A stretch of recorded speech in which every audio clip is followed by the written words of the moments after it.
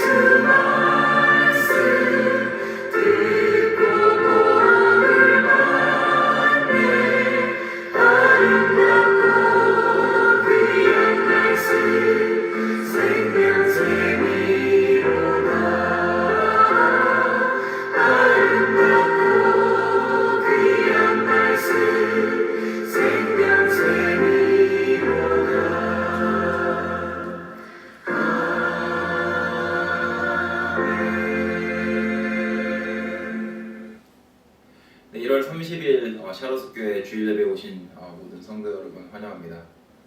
네, 저희가 조금 전에 같이 찬양을 한 것처럼 하나님의 말씀은 언제나 달고 오묘하지 않습니까? 특별히 제가 오늘 설교를 해서가 아니라 특별히 주일에 이렇게 하나님 전에 나와 목회자를 통해서 듣는 그 하나님의 음성을 듣고 누리는 그 행복과 그 달콤함을 생각하면 저희가 매주 교회에 나와서 하나님을 찬송하고 찬양할 수 있다는 사실이 얼마나 감사한 일인지 모르겠습니다. 혹시 여러분 중에 그런 달콤하고 행복한 경험을 예배 시간에 아직 못 느끼신 분들이 있으신다면 오늘 예배를 준비하시는 그 묵상기도를 하시면서 하나님의 말씀을 듣고 정말 하나님의 그 은혜의 따스함과 그 하나님 영광의 그 달콤함을 알 수 있게 해달라고 하나님 앞에 나와서 기도하면 좋겠습니다. 다 함께 예배를 준비하기 위해 묵상기도 하시도록 하시겠습니다. 기도하시겠습니다.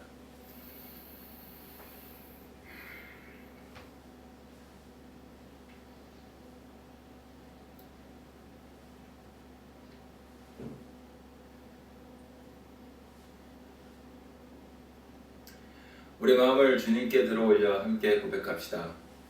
우리의 도움은 천지를 이으신 여호와의 이름이니라. 아멘. 오늘 아침 예배로의 부름은 시편 72장 18절부터 19절의 말씀입니다. 홀로 기이한 일들을 행하시는 여호와 하나님, 곧 이스라엘의 하나님을 찬송하며 그 영화로운 이름을 영원히 찬송할지어다. 온 땅에 그의 영광이 충만할지어다. 아멘. 아멘. 다음에 기도하도록 하시겠습니다.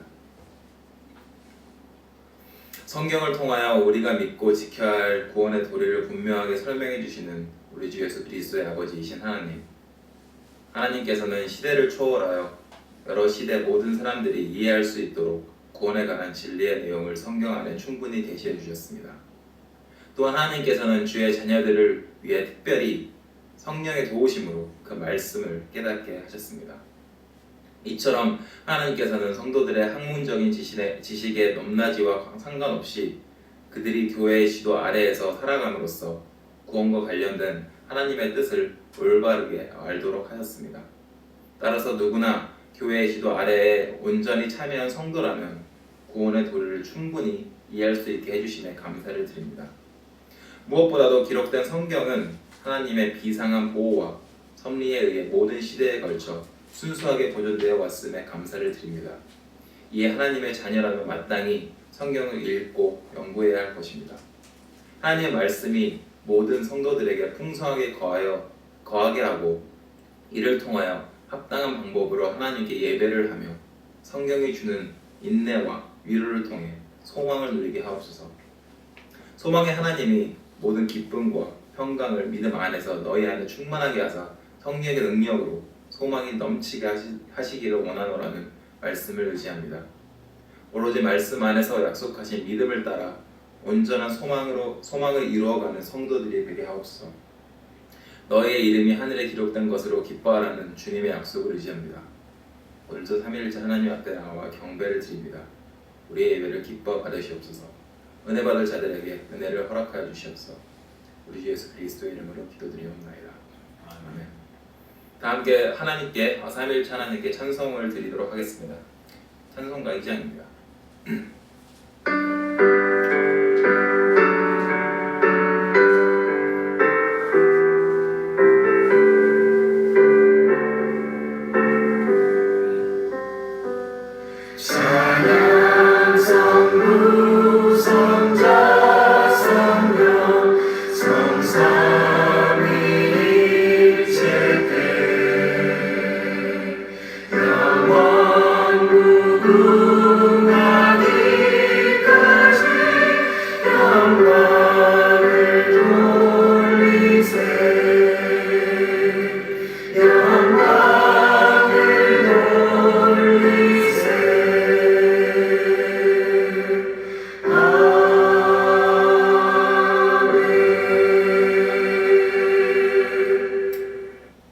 고백으로의 부름은 시편 15편입니다.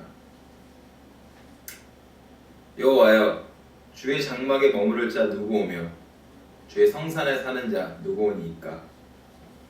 정직하게 행하며 공의를 실천하며 그의 마음에 진실을 말하며 그의 혀로 남을 허물하지 않고 그의 이웃에게 악을 행하지 아니하며 그의 이웃을 비방하지 아니하며 그의 눈은 망령된 자를 멸시하며 여호와를 두려워하는 자들을 존대하며 그의 마음에 소원한 것은 해로울지라도 변하지 아니하며 이자를 받으려고 돈을 꾸어주지 아니하고 뇌물을 받고 무지한 자를 해하지 아니하는 자이니 이런 일을 행하는 자는 영원히 흔들리지 아니하리이다. 죄의 고백은 시편 40편입니다. 다 함께 읽도록 하시겠습니다. 여호와여, 주의 긍휼을 내게서 거두지 마시고 주의 인자와 진리로 나를 항상 보호하소서. 수많은 재앙이 나를 둘러싸고 내 죄악이 나를 덮침으로 우러러 볼 수도 없으며 죄가 나의 머리털보다 많음으로 내가 낙심하였음이니이다. 여호와여, 은총을 베푸사 나를 구원하소서. 여호와여, 속히 나를 도우소서. 여러분께서 시편 15편을 읽으실 때마다 어떤 생각을 하시는지는 잘 모르겠습니다만 이게 고백으로의 부름이지만 참 흥미로운 것은 시편 15편을 읽으면서 한편으로는 이렇게 살지 못하는 나를 깨닫고 이렇게 살지 못하는 나를 보험으로써 하나님의 성전 안에 들어갈 수 없는 본성적으로 저희가 죄인이니까요. 들어갈 수 없는 나를 생각하면 참으로 부끄럽기도 하지만 또 동시에 시편 15편을 읽을 때마다 바로 시편 15편이 말하고 있는 그 주의 장막에 머무를 자 그리고 주의 성산에 사는 자가 바로 예수 그리스도지 않습니까? 우리가 살 수 없는 그 삶을 우리에게 오셔서 살아주신 그 예수 그리스도를 떠올리면서 한편으로는 우리 죄 때문에 슬퍼하지만 한편으로는 예수 그리스도 덕분에 즐거워하는 그런 두 감정이 공존하는 시편입니다. 그래서 저희가 다 함께 묵상기도 하심으로 우리의 죄를 용서해 주시는 하나님 앞에 나와 우리의 죄를 깨닫고 그리고 우리의 죄를 짊어지고 십자가에서 돌아가신 예수 그리스도를 믿으면서 다 함께 죄를 고백하는 시간을 갖도록 하겠습니다. 다 함께 기도하시겠습니다.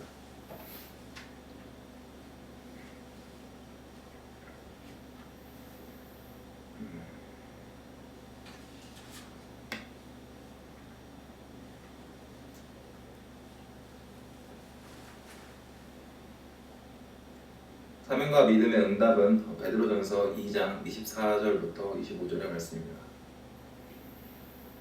친히 나무에 달려 그 몸으로 우리 죄를 담당하셨으니 이는 우리로 죄에 대하여 죽고 의에 대하여 살게 하려 하심이라.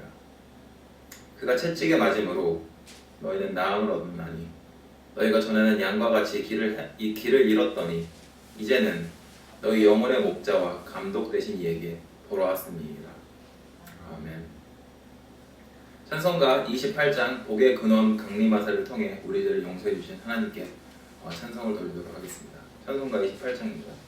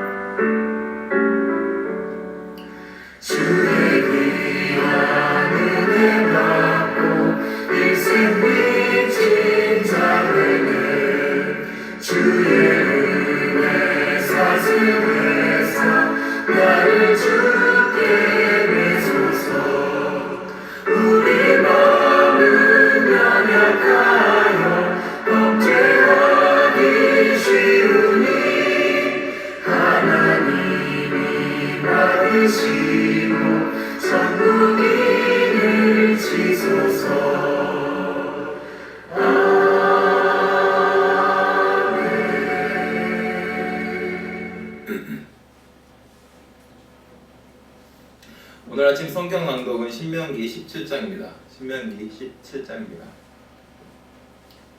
네, 저는 세번역 성경을 읽도록 하겠습니다. 당신들은 흠이 있거나 악질이 있는 소나 양을 주 당신들의 하나님께 제물로 바쳐서는 안 됩니다. 그런 것은 주 당신들의 하나님이 역겨워하시는 것입니다. 주 당신들의 하나님이 당신들에게 주시는 성읍 안에서나 당신들 가운데서 남자이든 여자이든 주 당신들의 하나님의 눈에 거슬리는 악한 일을 하여 그의 언약을 깨뜨리고 다른 신들을 찾아가서 섬기며 내가 명하지 않은 해나 달이나 하늘의 모든 천체에 엎드려 절하는 사람이 생기게 될 것입니다. 이런 일이 당신들에게 보고되어 당신들이 알게 되거든 당신들은 이것을 잘 조사해야만 합니다. 그래서 이스라엘 안에서 이런 역겨운 일을 한 것이 사실로 드러나면 당신들은 남자이든 여자이든 이런 악한 일을 한 사람은 당신들 성문 바깥으로 끌어내어 돌로 쳐서 죽여야 합니다. 그런데 사람을 죽일 때에는 한 사람의 증언만으로는 죽일 수 없으며 두세 사람의 증언이 있어야 합니다.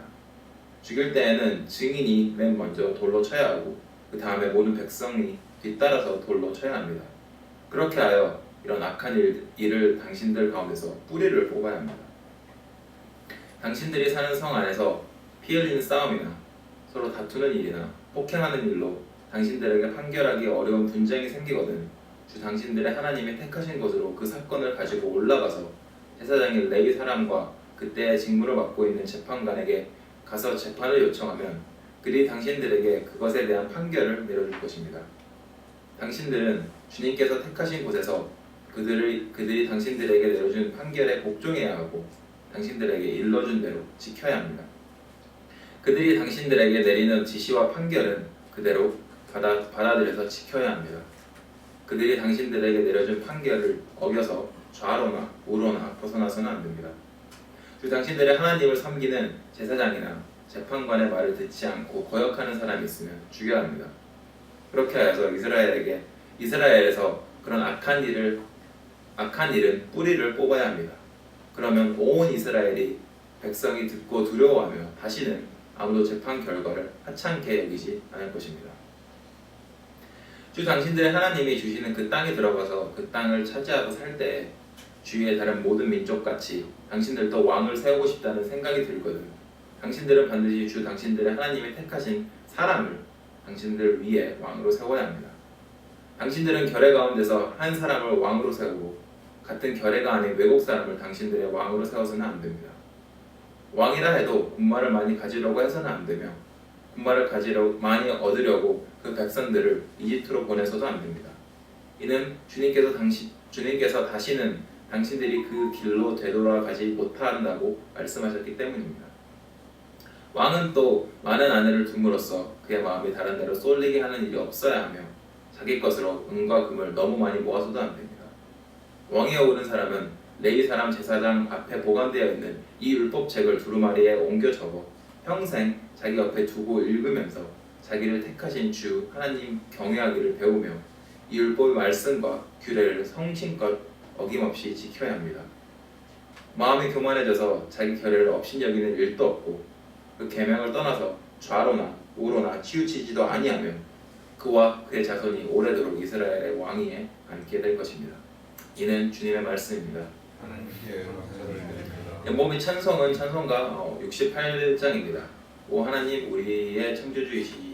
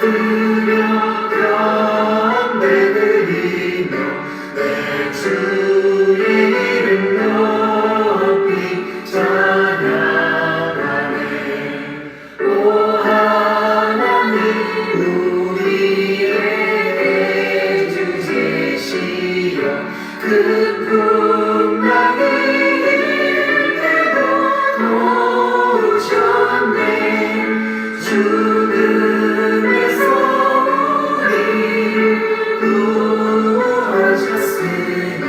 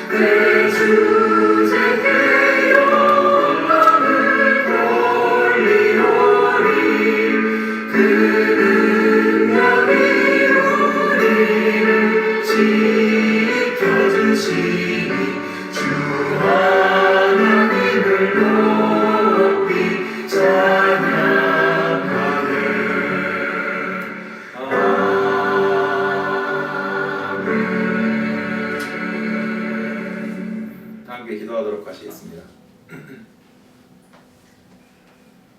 모든 사람들로부터 경배와 찬송의 대상이 되심을 기뻐하시는 우리 예수 그리스도의 아버지이신 하나님, 하나님께서는 악을 엄히 처벌하시는 의로우신 재판장이십니다. 또한 하나님을 경외하고 섬기는 경건한 성도들에게 영생의 상급을 베푸심으로써 자신의 영광을 친히 드러내십니다. 하나님을 아버지로 사랑하는 성도라면 마땅히 하나님을 경배하고 높여야 할 것입니다. 또한 하나님에 대한 신앙과 두려움이 완전히 하나가 되어 기꺼이 하나님을 공경해야 할 것입니다. 바라옵기원은 모든 사람들이 다 하나님을 향하여 진정으로 공경하며 성경이 제시하는 정당한 경배를 올려드리게 하옵소서. 이로써 홀로 영광을 받으옵소서. 영생은 곧 유일하신 참 하나님과 그가 보내신 자 예수 그리스도를 아는 것이니이다 말씀과 같이 그리스도는 우리에게 유일한 중보자가 되십니다. 그리스도께서는 자신을 비워서 이 복된 지위를 기꺼이 감당하셨습니다. 중보자로서 그리스도께서는 우리를 하나님의 은혜에게로 회복시켜서 우리를 하나님의 자녀로 만드시며 지옥의 상속자들을 천국의 상속자로 만드셨습니다. 이 놀라운 사명을 수행하시기 위해 그리스도께서 우리의 몸을 취하여 자신의 몸을, 우리의 살을 취하여 자신의 살을, 우리의 뼈를 취하여 자신의 뼈를 이루셔서 우리와 하나가 되셨습니다. 그리스도께서 기꺼이 우리의 본성을 스스로 취하시고 그의 것을 우리에게 베푸셨으며 하나님의 아들이시며 동시에 우리와 동일한 사람의 아들이 되어주심에 감사를 드립니다. 의로우시고 자비로우신 하나님 아버지, 주의 거룩한 위엄 앞에 우리가 스스로 지은 죄를 고백합니다. 성경은 우리에게 육체의 일은 분명하니 곧 음행과 더러운 것과 호색과 우상 숭배와 주술과 원수 맺는 것과 분쟁과 시기와 분냄과 당 짓는 것과 분열함과 이단과 투기와 술 취함과 방탕함과 또 그와 같은 것들이라 고 분명하게 경고하였습니다. 확실히 우리 본성의 각 부분이 다 타락하고 부패하여서 이런 크나큰 부패로 말미암아 우리가 하나님 앞에서 당연히 정죄를 받아야 마땅합니다. 또 우리의 부패성은 절대로 우리 속에서 사라지지 않고 마치 불타는 용광로에서 불꽃과 하염이 계속 튀어나오며 샘에서 물이 끊임없이 솟아나오듯이 우리들은 죄의 열매를 맺을 수밖에 없음을 고백합니다. 우리는 선을 행할 수도 없으며 가만히 있지를 못하고 계속해서 온갖 악을 산출해내는 정욕에 사로잡혀 있습니다. 우리를 불쌍히 여기시어 의로우신 하나님 앞에서 우리의 비참한 상태를 올바로 고백하게 하옵소서. 우리의 믿음을 굳건하게 하시어 오직 예수 그리스도만을 의지하게 하옵소서. 우리 자신을 부인하며 기꺼이 우리의 십자가를 짊어지며 살아가게 하옵소서. 전능하시고 자비로우신 우리의 아버지이신 하나님, 1866년 제너럴 샤머노를 타고 온 영국의 웨일즈 출신의 토마스 목사가 순교한 이래 대한민국에서는 복음을 위해 많은 순교자들이 피를 흘렸습니다. 그 순교자들이 뿌린 복음의 씨가 방박봉 꽃에서 열매를 맺게 하심에 감사를 드립니다. 어느덧 대한민국에 복음의 씨앗이 뿌려진 지 150년이 지났습니다. 그리고 대한민국의 발전을 위해 적지 않은 교회와 성도들이 기여해야 했습니다. 반면에 한국 교회는 무분별한 분열과 신학적인 교리와 관련한 분쟁으로 인해 사분오열 되었던 안타까운 역사를 가지고 있습니다. 이 모든 일들이 발생한 것은 성경을 유일한 표준으로 삼지 않고 시류를 따르고자 하는 일부 교회와 성도들의 욕심과 명예욕이 작용한 결과였습니다.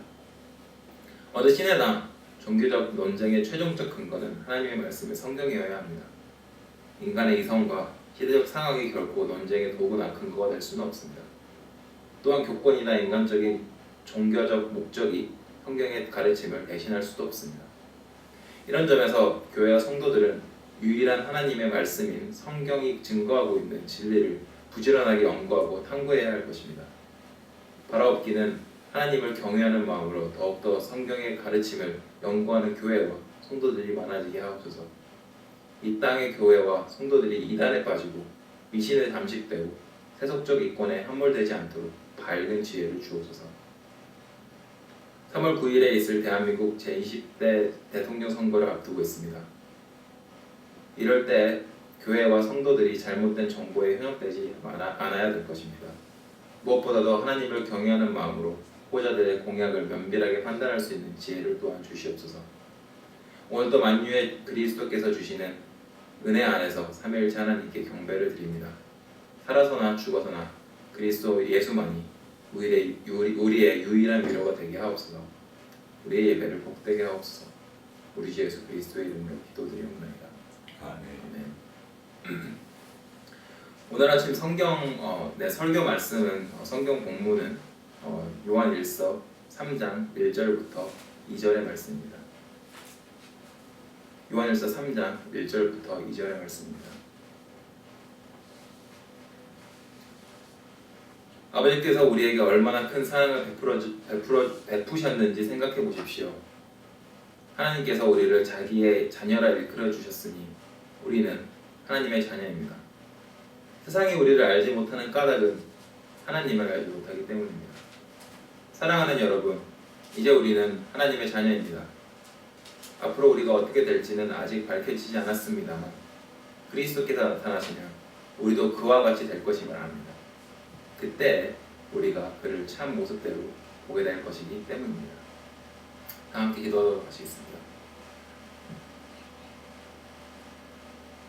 진리이신 하나님, 저희가 하나님 앞에 나와 하나님의 말씀을 듣고자 합니다.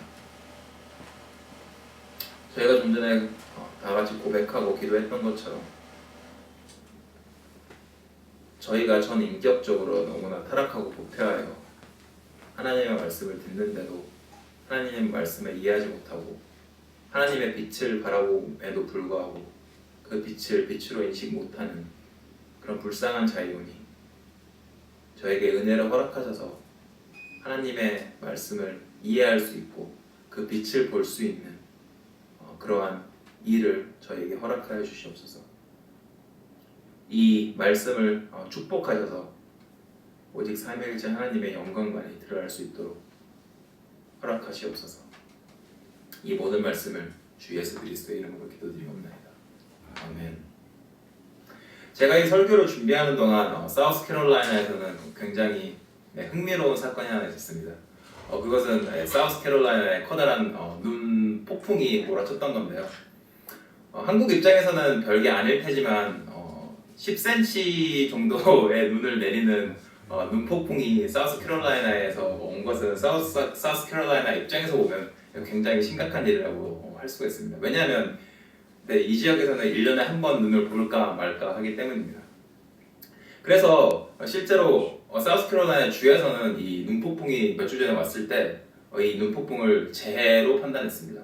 그래서 각종 미디어에서는 그 재해가 오고 있으니까 이제 음식도 준비하고 정전에 대비하라는 그런 계속 경고 메시지를 보냈고요. 심지어 주지사가 직접 나서가지고 여러분이 집에서 며칠 동안 갇힐지도 모르니 지금 당장 그 재해에 대비해야 된다고 경고의 말을 한 것도 기억이 납니다.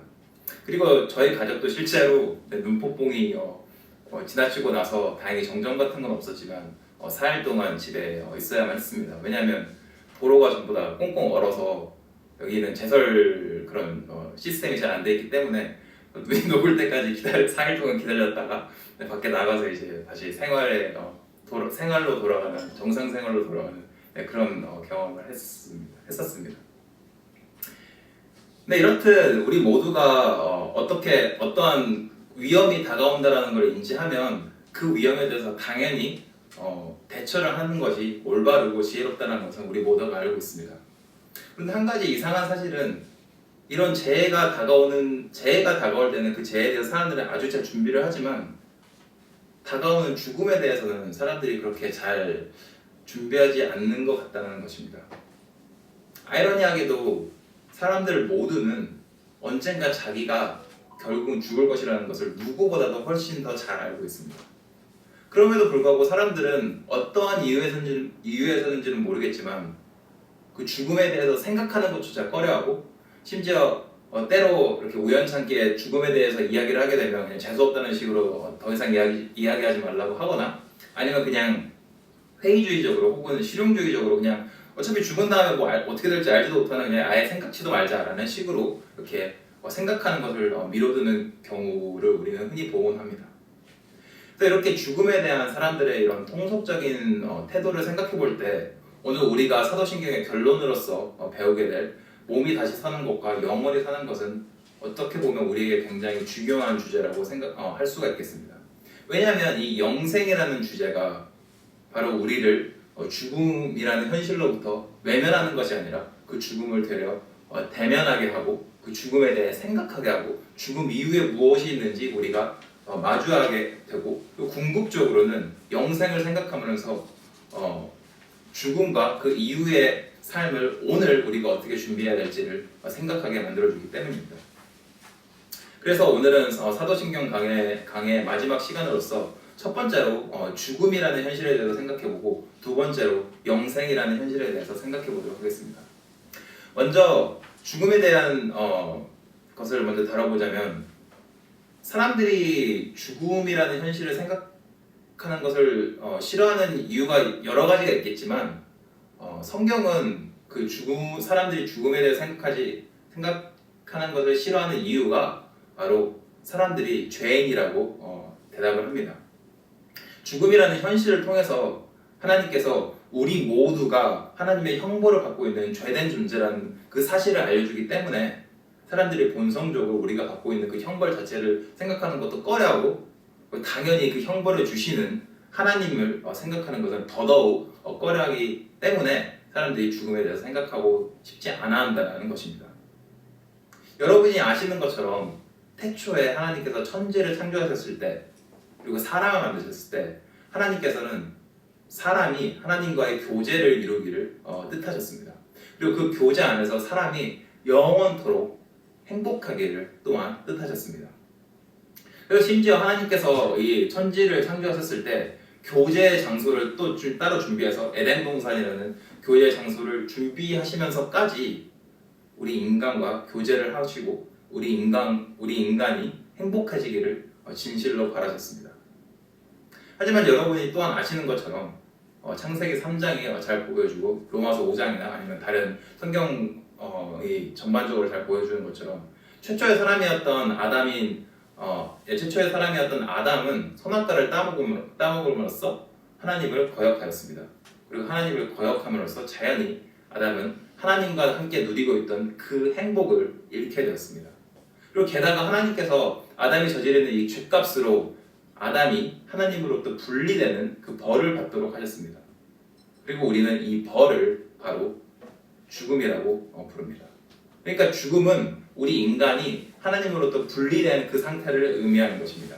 그래서 죽음이라는 우리의 현실을 통해서 우리가 아담의 자손으로서 태생적으로 하나님의 진노를 산 죄인이라는 것을 가르쳐주고 이 죽음이라는 현실은 두 번째로 본성적으로 우리가 하나님으로부터 분리되어 있는 그런 비참한 존재라는 사실을 우리에게 알려주고 있습니다.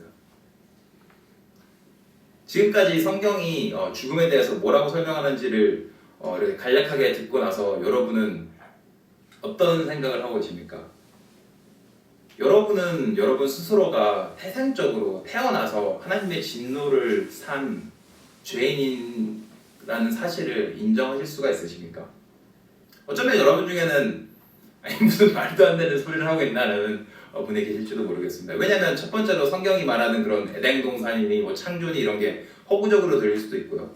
그리고 두 번째로는 자기 스스로 돌아볼 때 자기가 그렇게 훌륭한 사람은 아니지만 적어도 나쁜 사람은 아니라는 생각이 은연중에 있기 때문이에요. 적어도 자기는 조금의 선함은 있다고 생각하는 경우가 흔하기 때문입니다. 만약에 여러분이 태생적으로 죄인이 아니라는 사실을 믿으신다면 그렇다면 여러분은 정말로 스스로가 선한 사람임을 자신하실 수 있으십니까? 여러분이 선한 사람이라고 판단을 하신다면 그 판단의 기준은 또한 무엇입니까? 어떻게 여러분이 선하다고 증명하실 수가 있겠습니까? 성경은 여러분이 선한지 악한지를 절대적이고 객관적으로 판단하는 기준이 있다고 제시합니다. 그리고 그 기준은 바로 하나님 그분 자체이십니다.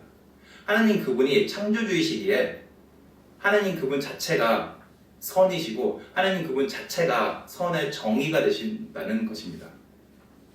그래서 여러분이 만약 하나님께서 뜻하신 그 선한 뜻대로 여러분의 인생을 사셨다면 여러분은 여러분 스스로를 선한 사람이라고 부르셔도 됩니다.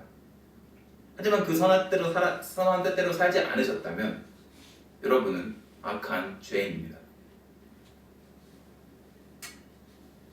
하나님께서는 여러분의 인생에서 여러분의 창조주이신 하나님만을 유일한 경배의 대상으로 삼도록 그렇게 뜻하셨습니다. 여러분은 그러한 삶을 사셨습니까?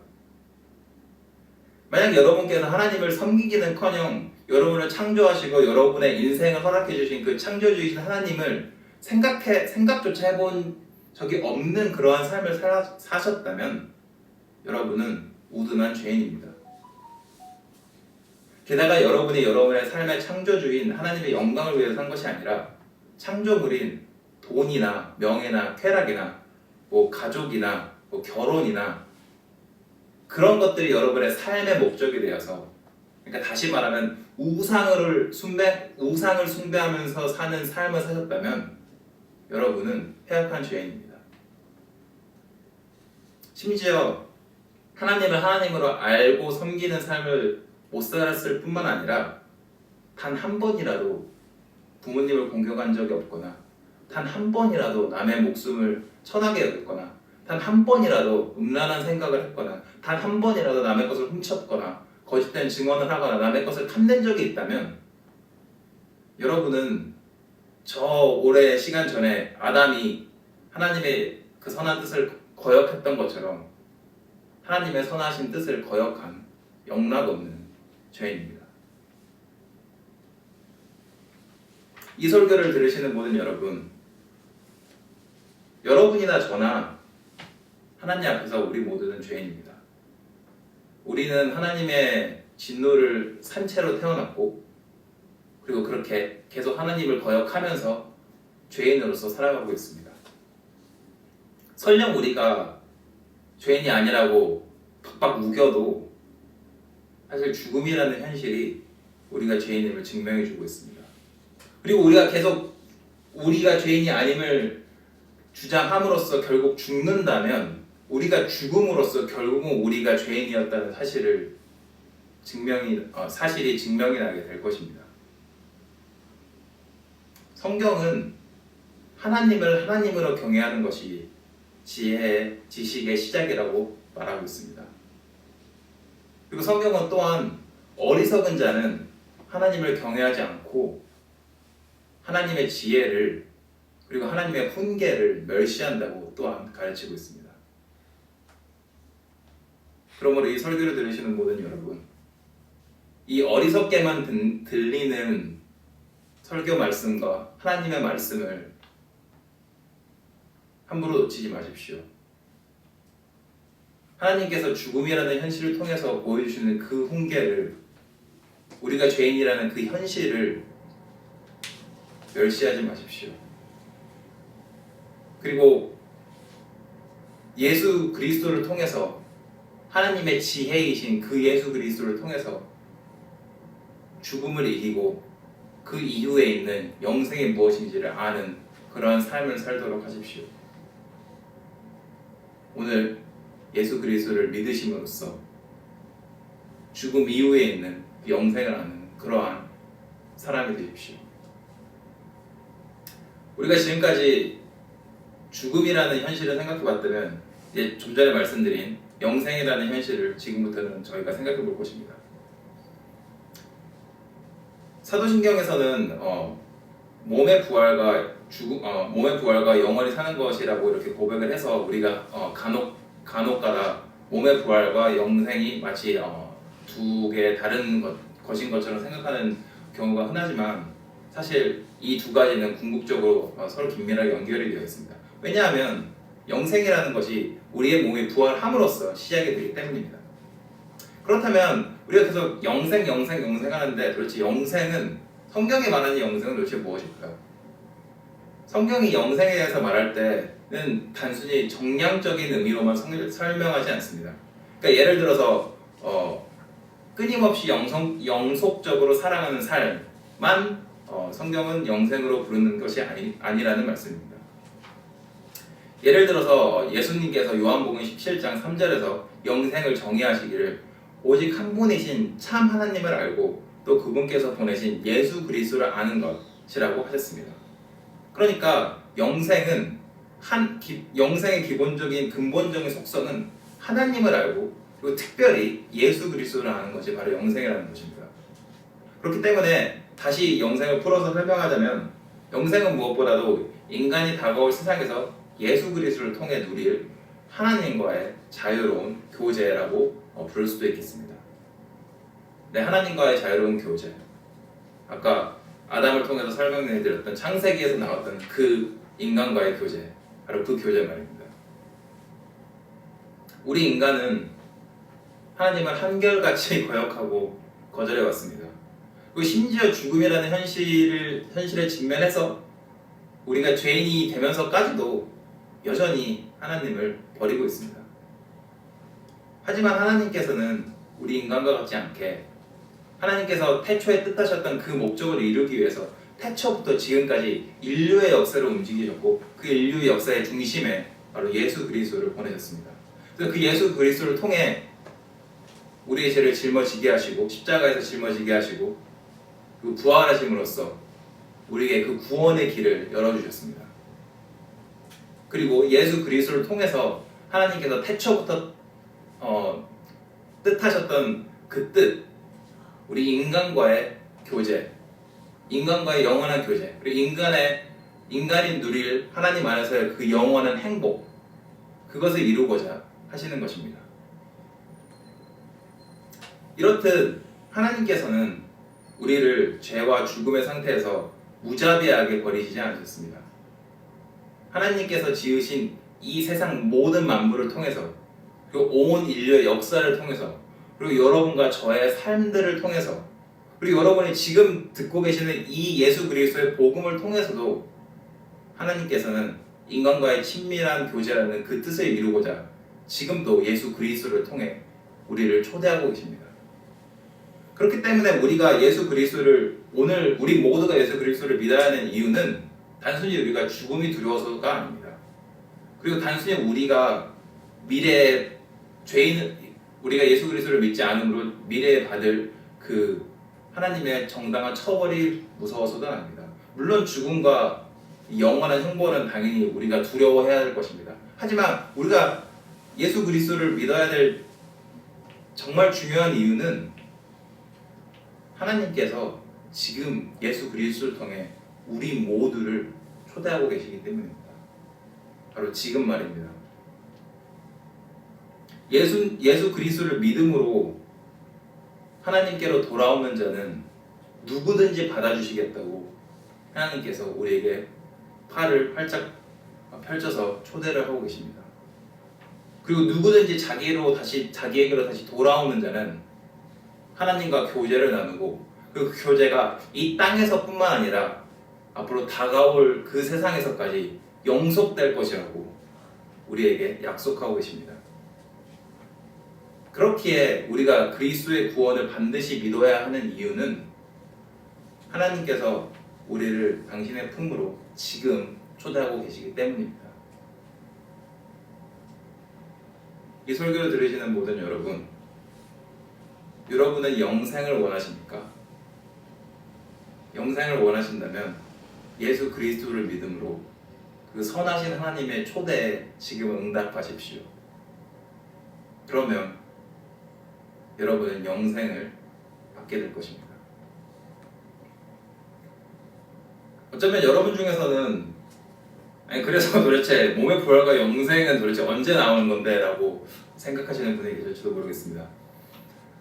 제가 설교의 끝자락까지 와서 이렇게 영생에 대해서 장황하게 설명하지 않은 이유는 첫 번째로 성경이 사실 그렇게 분명하게 영생에 대해서 많은 설명을 주지 않은 것도 있고요. 그리고 두 번째로 더 중요하게는 예수 그리스도 안에서 누리는 하나님과의 교제가 없이는 우리가 영생에 대해서 논하는 것 자체가 불가능하기 때문입니다. 그러니까 다시 말하면 오늘 이 땅에서 하나님과의 교제를 예수 그리스도를 통한 하나님과의 교제를 누리지 않는다면 다가올 세상에서 하나님과의 교제를 논하는 것 자체가 불가능하다는 것입니다. 영생은 예수 그리스도를 믿는 자가 죄와 비참함과 죽음으로부터 완벽히 자유로운 몸을 입고 누릴 그 하나님과의 자유로운 교제입니다. 여러분은 죄에 오염이 없는 여러분을 상상해나 하실 수 있으십니까? 우리가 죄로부터 자유로울 뿐만 아니라 예수님과 같이 거룩하게 된 상태를 여러분은 꿈이나 펼칠 수 있으십니까? 우리가 그러한 그 죄로부터 자유롭고 거룩해지는 나라는 존재를 상상하는 것도 어려운데 그런 상태에서 하나님과 자유로운 교제를 누린다는 그런 생각을 우리는 머릿속으로 할 수가 있습니까? 그러니까 영생은 하나님과 자유롭게 누리는 교제라는 그 영생은 우리의 상상을 넘는 것입니다. 그리고 우리가 상상조차 할 수 없는 그 교제를 통해서 우리는 하나님이 뜻하셨던 그 행복을, 하나님 안에서의 영원한 행복을 우리 모두는 맛보게 될 것입니다. 그렇게 사도 요한은 우리가 읽었던 요한일서 3장 2절에서 우리가 누릴 그 자유롭고 행복한 교제를 다음과 같이 하면 좋겠습니다. 앞으로 우리가 어떻게 될지는 아직 밝혀지지 않았습니다만 그리스도께서 나타나시면 우리도 그와 같이 될 것임을 압니다. 그때 우리가 그를 참 모습대로 보게 될 것이기 때문입니다. 여러분은 그동안 믿음으로 희미하게 바라보았던 예수 그리스도를 여러분의 두 눈으로 바라볼 준비가 되셨습니까? 여러분은 예수님과 같이 의롭고 선하고 온유하고 거룩하고 영광스러운 몸을 입고 하나님과 교제를 나눌 준비가 되셨습니까? 그리고 하나님 안에서의 행복을 마음껏 만끽할 준비가 되셨습니까? 좀 전에 설명드린 이 모든 영생에 관한 것들이 무엇인지 모르신다면, 어떤 것인지 이해를 지금 못하고 계신다면 어쩌면 여러분은 오늘 예수 그리스도를 모르시는 분일지도 모릅니다. 하지만 좋은 소식은, 복음은 아직 여러분이 늦지 않았다는 것입니다. 지금 예수 그리스도를 믿음으로 영생에 대한 희망을 오늘부터, 지금부터 가지십시오. 그리고 여러분이 영생에 대해서 설명을 해드릴 때 그런 것들이 어떠한 것인지 조금이라도 이해를 하신다면 오늘 여러분이 갖고 계시는 예수 그리스도 안에서 누리는 그 하나님과의 교제를 다시 한번 점검하심으로 오늘 영생을 준비하십시오. 그렇게 예수 그리스도를 다시 한번 믿음으로 여러분에게 다가올 그 영생을, 그리고 그 행복을 다시 한번 준비하도록 하십시오. 함께 기도하도록 하겠습니다.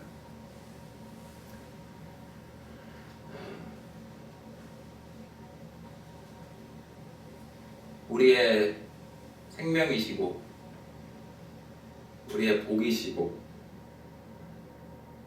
우리의 행복이 되시는 삼일체 하나님, 당신의 지혜가 측량할 수 없을 만큼 깊고 풍성하기에 저희가 찬양 빼고는 딱히 드릴 말씀이 없습니다. 하나님 아버지, 한편으로는 저희가 미래에 다가올 그 저희의 이해와 지식을 넘는 그 영생과 그 행복을 생각하면 참으로 좋고, 사도 요한이 말했던 것처럼 예수 그리스도께서 어서 오시기를 바라지만, 또한 한편으로는 우리 주변에 너무 많은 사람들이 오늘 예수 그리스도를 모르고 오늘 예수 그리스도와 하나님을 모름으로 그 영생이 무엇인지 이해를 못하는 자들이 많음을 또한 알고 있습니다. 좋으신 하나님, 저희가 간구하오니 모든 당신의 백성을 당신의 품으로 불러주시옵소서. 그래서 그들이 예수 그리스도를 믿음으로 하나님을 알아가고 하나님을 섬기고 하나님을 경배하고 하나님을 사랑하는 삶을 이 땅에서부터 시작할 수 있도록 허락하시옵소서. 예수 그리스도를 바라봄으로 맛볼 그 하나님의 영광을 기대합니다. 저에게 그 영광을 어서 보여주시옵소서. 이 모든 말씀을 주 예수 그리스도의 이름으로 기도드립니다. 아멘. 응답 찬송은 찬송가 90장 주 예수 내가 알기 전입니다. 찬송가 90장입니다.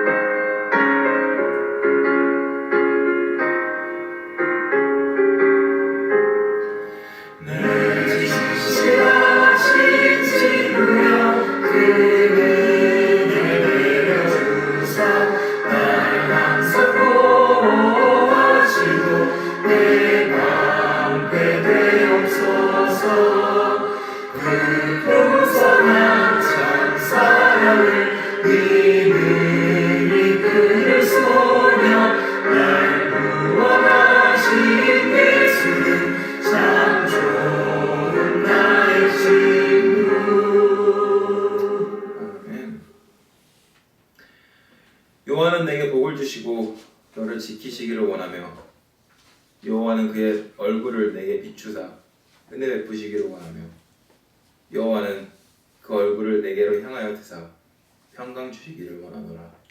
아멘. 성경은 찬송가 3장 성부와 성자와 성령입니다.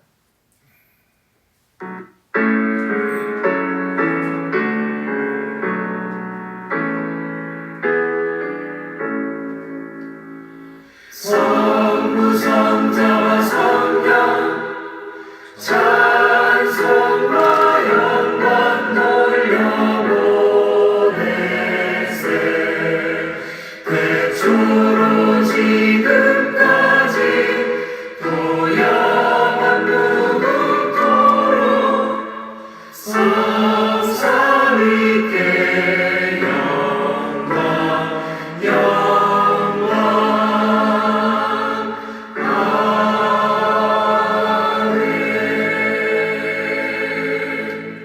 복상기도 하심으로 예배를 마치도록 하겠습니다. 복상기도 하시겠습니다.